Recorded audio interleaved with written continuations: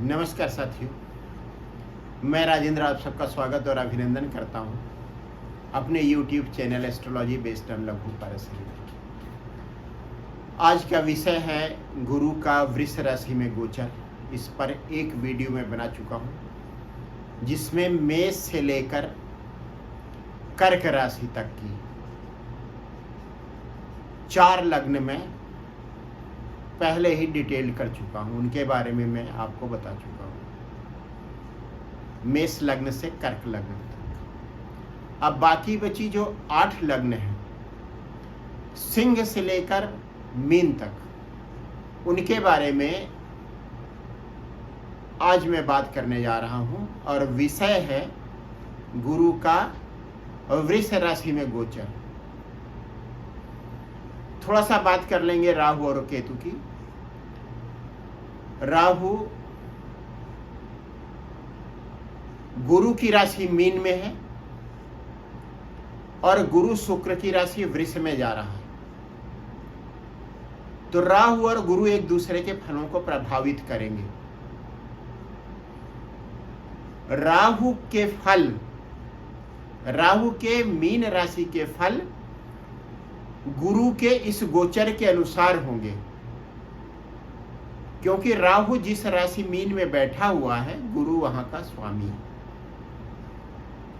अब राहु मीन राशि में है तो केतु कन्या में होगा और गुरु की उस पर दृष्टि पड़ेगी। तो केतु पर गुरु की दृष्टि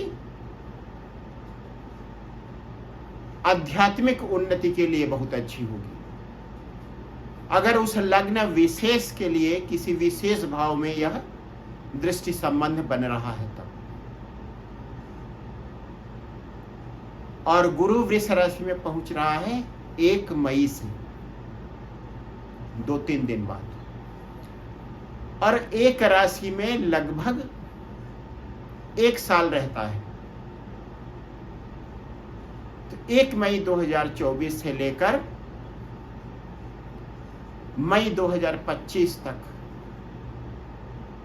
मिड में 2025 तक गुरु वृष राशि में ही रहेगा और अपने गोचर के फल देता रहेगा।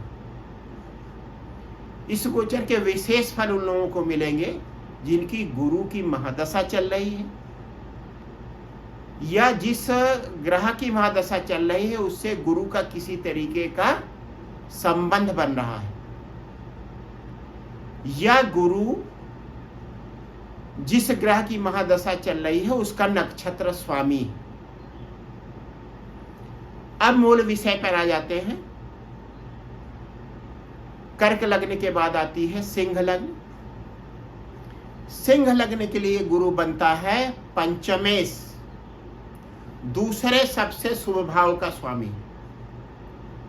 नवम भाव सबसे शुभ भाव है, उसके बाद पंचम भाव, फिर लग्न। लग्न का विशेष महत्व है। यहां फिलहाल दूसरे सबसे शुभ भाव की बात हो रही है। गुरु पंचमेश है, साथ ही साथ अष्टमेश होगा, अष्टमेश भी है। तो जहां भी स्थित होगा उनसे संबंधित फल पंचम भाव और अष्टम भाव के कारकत्व के अनुरूप देगा। अब सिंह लग्न में गुरु की राशि आती है, वृष राशि आती है 10वें भाव में, पंचमेश पहुंच रहा है 10वें भाव में और साथ ही साथ अष्टम भाव में। पंचमेश शुभ है। इसका क्या अर्थ हुआ? व्यक्ति के आजीविका के साधन में एक अच्छी बढ़ोतरी देखी जा सकती है। नौकरी में, जॉब में, जिस प्रोफेशन में व्यक्ति है उसमें उसकी स्थिति अच्छी हो सकती है। ऐसा विशेष करके तब होगा जब गुरु की महादशा होगी, तभी गोचर के अच्छे फल भी मिल पाएंगे। तो पंचमेश अष्टमेश बैठा है 10वें भाव में, 10वें भाव को अच्छा कर रहा है पंचमेश, साथ ही साथ अष्टम भाव के अनुसार सडन अचानक वृद्धि कर रहा है। एक अच्छी वृद्धि जॉब में, प्रोफेशन में, या जो भी व्यक्ति का कर्म है जहां से वह जुड़ा हुआ है उससे संबंधित। अब बात करते हैं गुरु की दृष्टियों की। गुरु की दृष्टियों का बहुत महत्व है। गुरु की 5वीं दृष्टि जा रही है दूसरे भाव पर, जहां कन्या राशि है, धन भाव है, केतु वहां पहले से स्थित है।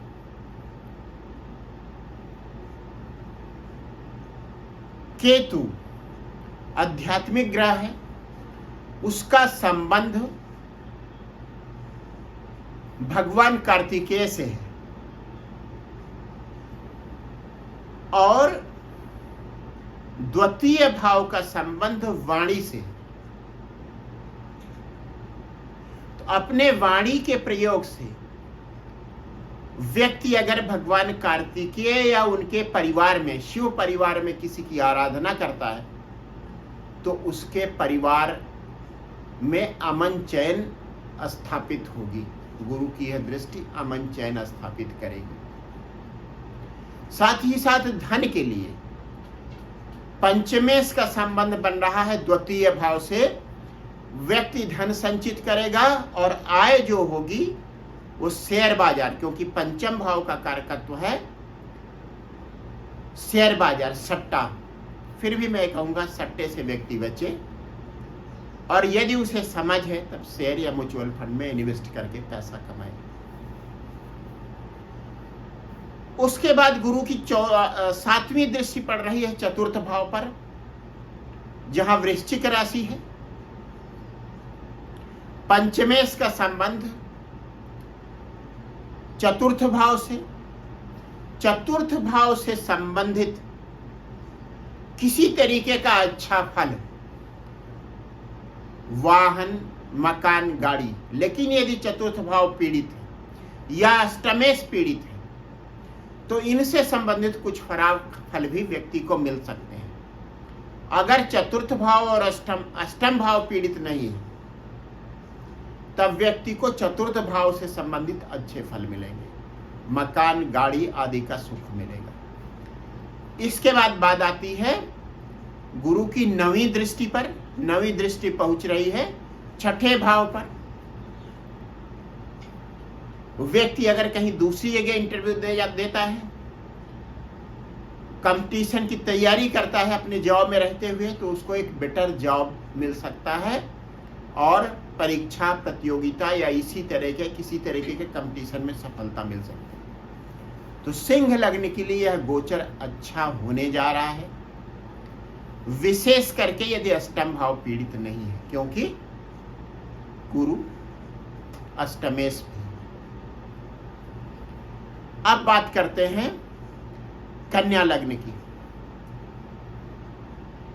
कन्या लग्न में केतु लग्न में स्थित है, राहु विवाह वाले भाव में स्थित है और सप्तम भाव का स्वामी गुरु अभी तक अष्टम भाव में था। तो कन्या लग्न वालों के लिए पिछले 1 साल से विवाह से संबंधित, सप्तम भाव से संबंधित जो कष्ट मिल रहे थे उन कष्टों का निवारण होने जा रहा है, क्योंकि सप्तमेश एक अच्छी स्थिति में पहुंचने जा रहा है। चतुर्थेश और सप्तमेश एक अच्छी स्थिति में पहुंचने जा रहा है। अभी तक स्थिति क्या थी कि सप्तम भाव में राहु स्थित था और सप्तमेश अष्टम भाव में स्थित था मेष पर, मेष राशि में। 1 मई से गुरु जा रहा है वृष राशि में। इसका मतलब सप्तमेश अच्छे भाव में पहुंच रहा है, भाग्य भाव में पहुंच रहा है, तो सप्तम भाव से संबंधित अच्छे फल देगा। सप्तम भाव पारिवारिक जीवन के संबंध में भाग्य व्यक्ति का साथ देगा। इसके बाद गुरु की दृष्टि पड़ेगी तृतीय भाव पर। अच्छा, गुरु चतुर्थेश भी है और भाग्य भाव में पहुंच रहा है। इसका मतलब चतुर्थ भाव से संबंधित मकान, भवन आदि से संबंधित अच्छे फल भी व्यक्ति को मिलेंगे, यह गुरु देगा। और गुरु की दृष्टि जो तृतीय भाव पर पड़ रही है, उसकी सप्तम दृष्टि, उसका अर्थ यह होगा कि व्यक्ति किसी लंबी यात्रा पर जा सकता है। और उस स्थान पर, जैसे वो कोई तीर्थ स्थल है, क्योंकि गुरु नवम भाव में है, तो वहां रुक कर किसी लंबी यात्रा पर, किसी दूरस्थ किसी ऐसी जगह पे जो धार्मिक स्थान है, वहां जाकर, वहां रुक करके छोटी छोटी यात्राएं करके आसपास के धार्मिक स्थल में ईश्वर के, देवी देवताओं के दर्शन कर सकता है। पांचवी दृष्टि पड़ रही है लग्न पर, अच्छी दृष्टि। केतु थोड़ा निराशा दे रहा था अभी तक, उससे मुक्ति मिलेगी। केतु लग्न में था तो स्वास्थ्य के प्रति एक निराशा सी थी, एक वैराग्य भाव सा, व्यक्ति ज्यादा अपनी देखभाल नहीं कर रहा था, उससे कन्या लग्न वालों को मुक्ति मिलेगी। और नवम दृष्टि पड़ेगी पंचम भाव, संतान के लिए भी एक अच्छी स्थिति। वाहन, मकान, दाम्पत्य जीवन, लंबी यात्रा, व्यक्ति स्वयं और संतान के लिए एक अच्छी स्थिति, एक अच्छा गोचर कन्या लग्न के लिए। उसके बाद बात करते हैं तुला लग्न की। तुला लग्न में गुरु अशुभ है, सबसे अशुभ ग्रह है, तृतीयेश है और षष्ठेश है। और तृतीयेश और षष्ठेश होकर सप्तम भाव में स्थित है, बल्कि 1 मई तक। सप्तम भाव है दाम्पत्य जीवन का, व्यापारिक साझेदारियों का। अब गुरु, अशुभ गुरु, सप्तम भाव से हटकर अष्टम भाव में जा रहा है। षष्ठेश और तृतीयेश अष्टम भाव में पहुंचकर विपरीत राजयोग बनाते हैं।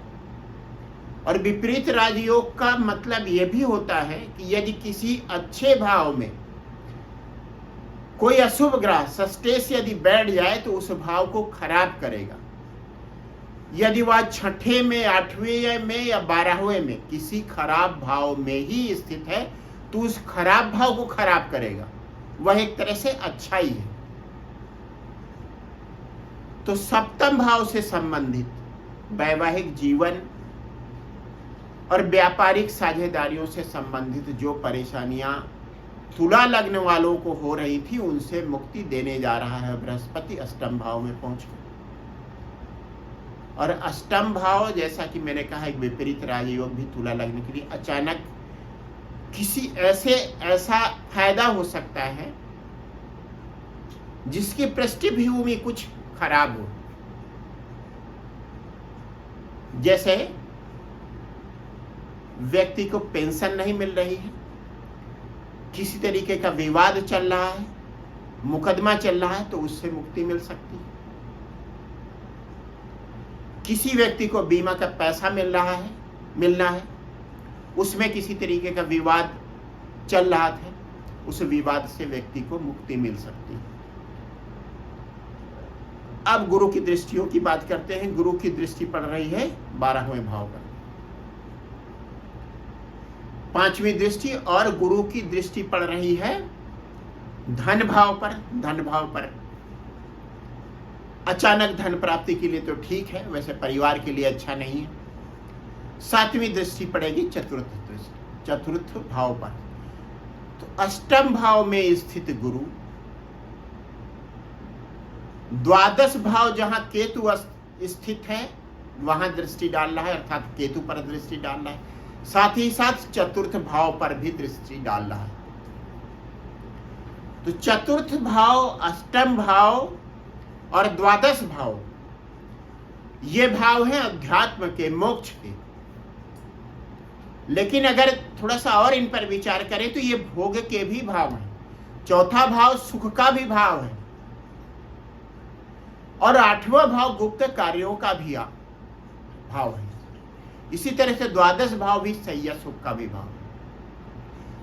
तो गुरु का अष्टम भाव में स्थित होकर द्वादश भाव में स्थित केतु पर दृष्टि डालना, दृष्टि संबंध बनाना, और चतुर्थ भाव पर भी दृष्टि डालना व्यक्ति को काम से राम की ओर ले जा सकता है, यदि व्यक्ति इस दिशा में प्रयास करे, ध्यान करे, योग करे, प्राणायाम करे।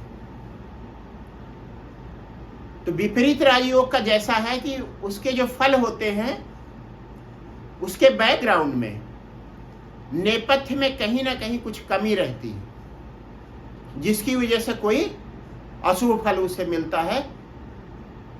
तो व्यक्ति यदि अध्यात्म की तरफ एक कदम बढ़ाता है तो व्यक्ति को काफी अच्छे फल इसके मिल सकते हैं, विपरीत राजयोग। इसके बाद बात करते हैं वृश्चिक लग्न की। गुरु यहां पर द्वितीय भाव का और पंचम भाव का स्वामी है, मतलब शुभ ग्रह है, और पहुंच रहा है विवाह वाले भाव।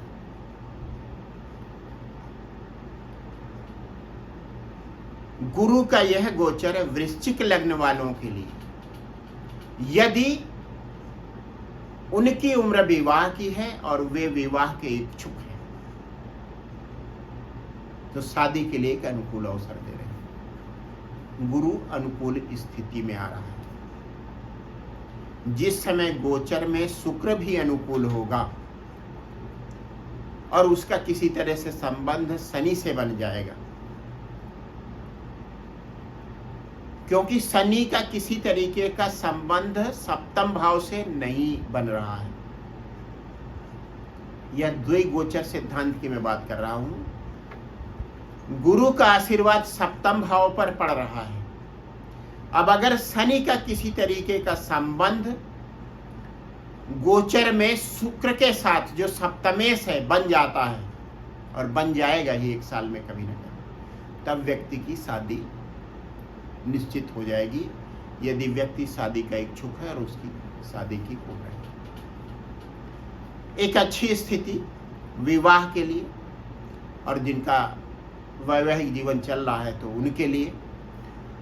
अब गुरु की दृष्टियों की बात करते हैं। गुरु की 5वीं दृष्टि पहुंच रही है धन भाव की, आय भाव पर। धन भाव का स्वामी और पंचम भाव का स्वामी अपनी 5वीं दृष्टि से आय वाले भाव को देख रहा है, तो व्यक्ति की आय में किसी न किसी तरीके से बढ़ोतरी होगी। गुरु बढ़ोतरी का कारक है, और चूंकि गुरु द्वितीय भी है तो उस वृद्धि से धन संचित भी होगा। तो वृश्चिक लग्न वालों के लिए एक अच्छा गोचर। इसके अलावा राहु वृश्चिक लग्न में पंचम भाव में स्थित है अभी भी, और स्थित रहेगा साल भर, इस साल स्थित रहेगा। साथ ही साथ पंचम भाव का स्वामी गुरु भी 6ठे भाव में चला गया था, तो पंचम भाव से संबंधित जो खराब परिणाम, संतान भाव से संबंधित जो खराब परिणाम व्यक्ति को मिल रहे थे, उन परिणामों से मुक्ति भी मिलेगी वृश्चिक लग्न वालों को। अब बात करते हैं धनु लग्न की। धनु लग्न का मतलब हुआ कि गुरु लग्नेश है और चतुर्थेश, और ये पहुंच रहा है 6ठे भाव। खराब स्थिति, व्यक्ति का खुद का स्वास्थ्य खराब हो सकता है, माँ के स्वास्थ्य के लिए चिंता हो सकती है, लेकिन जो भी बीमारियां होंगी, 6ठा भाव ऐसी बीमारियों का है जो होती हैं और फिर थोड़े बहुत उपचार से ठीक हो जाती है। तो स्थिति के हिसाब से अच्छी स्थिति नहीं है, व्यक्ति को लोन लेना पड़ सकता है। हाँ, यदि वह किसी उचित कारण से लोन ले रहा है तो उसे लोन मिल जाएगा। यदि किराए पर मकान देना चाह रहा है या किराए का मकान ढूंढ रहा है तो उसे मकान किराए का मिल जाएगा, किराएदार मिल जाएंगे। अब गुरु की दृष्टियों की बात करें। गुरु की 5वीं दृष्टि पड़ रही है 10म भाव पर। गुरु की स्थिति ठीक नहीं, अपनी शत्रु राशि में गुरु 6ठे भाव में स्थित है, कमजोर हो रहा है, लेकिन उसकी 5वीं दृष्टि कहां पड़ रही है? 10म भाव पर।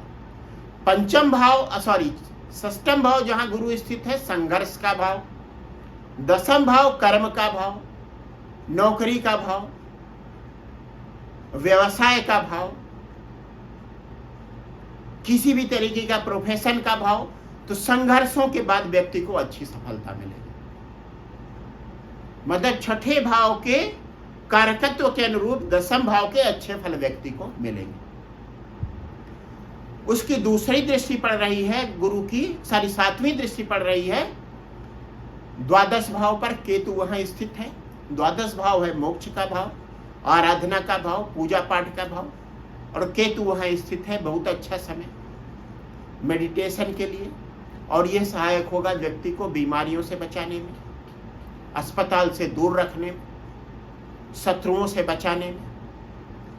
फिर गुरु की दृष्टि पड़ रही है नवीं दृष्टि, एक और शुभ दृष्टि। वह कहां पड़ रही है? द्वितीय भाव में, धन के लिए अच्छी स्थिति। और व्यक्ति धनोपार्जन कहां करेगा? उसे रिश्तेदारों से धन मिल सकता है। किसी तरीके का लोन यदि व्यक्ति ने दिया हुआ तो वह लोन वापस हो सकता है। ये तो बात हुई कि गुरु छठे भाव में स्थित है। फिर उसकी दृष्टि पड़ रही है दशम भाव पर, तो व्यक्ति के पास धन कहां से आ सकता है? उसके प्रोफेशन से धन आ सकता है। तो अगर इस स्थिति को छोड़ दें, गुरु की स्थिति धनु लग्न वालों के लिए ठीक नहीं है, लेकिन दशम भाव पर गुरु की दृष्टि और द्वितीय भाव पर गुरु की दृष्टि अच्छे फल देगी। बस प्रश्न इस बात का है कि द्वितीय भाव और दशम भाव पीड़ित न हो। उसके बाद बात करते हैं मकर लग्न की। मकर लग्न के लिए गुरु अशुभ है, द्वादश भाव और तृतीय भाव का स्वामी है।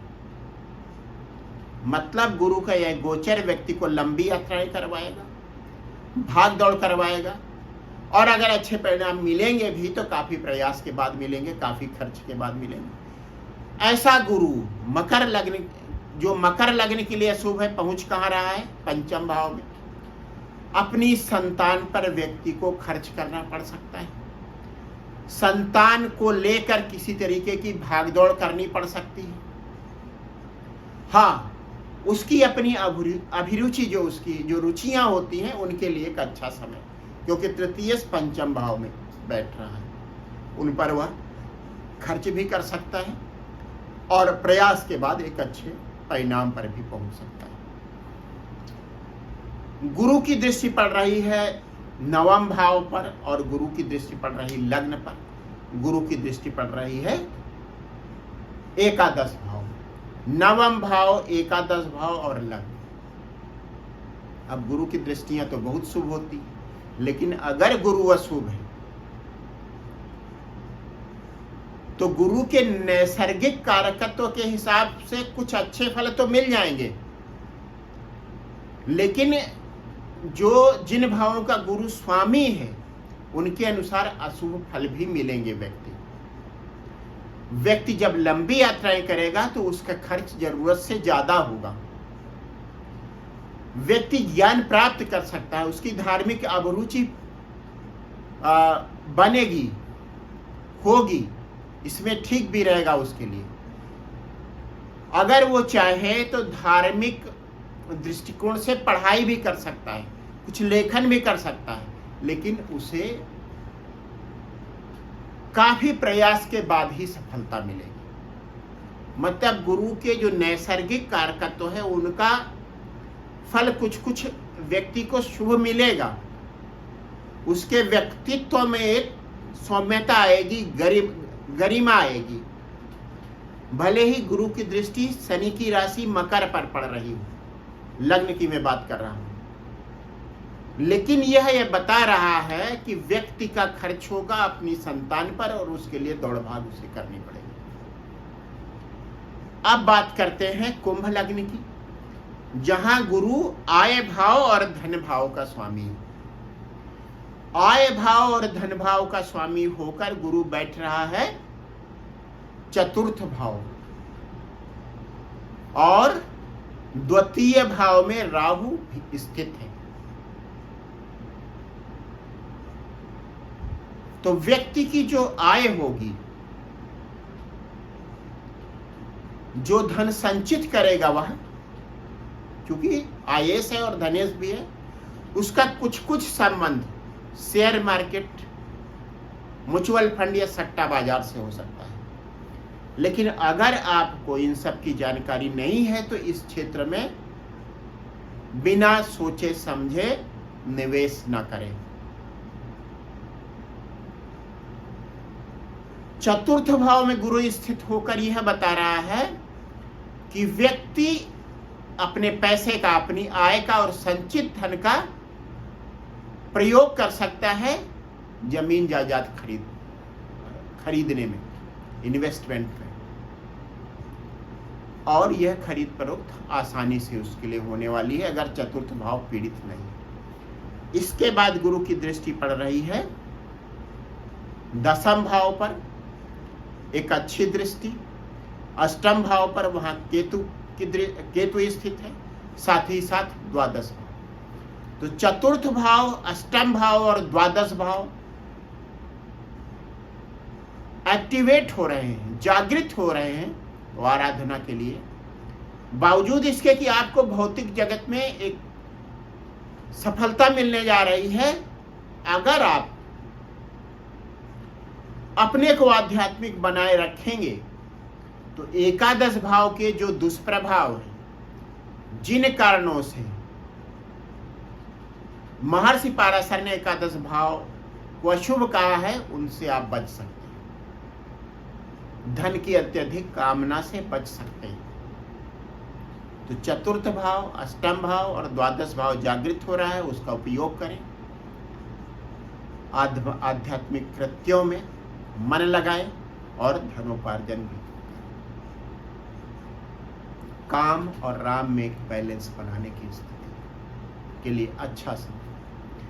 उसके बाद बात आती है मीन लग्न की। यहां गुरु दशमेश है और साथ ही साथ लग्नेश भी, अर्थात शुभ है, और पहुंच रहा है तृतीय भाव।